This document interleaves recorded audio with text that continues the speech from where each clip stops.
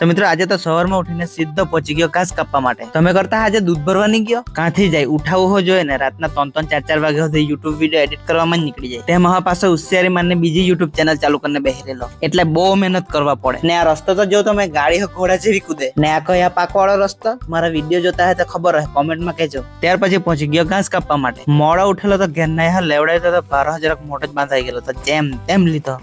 નેહા કે મજાક કરું, ઘરના તો ફૂલ સપોર્ટ કરે ને કહી દીધું તારથી મહેનત થતી તેટલી કર, છેલ્લે નહીં મેળ પડે તો કંપનીમાં ચાલ્યા કરજો. એટલે મારી તો ફૂલ તૈયાર છે કંપનીમાં ચાલ્યા કરવાની.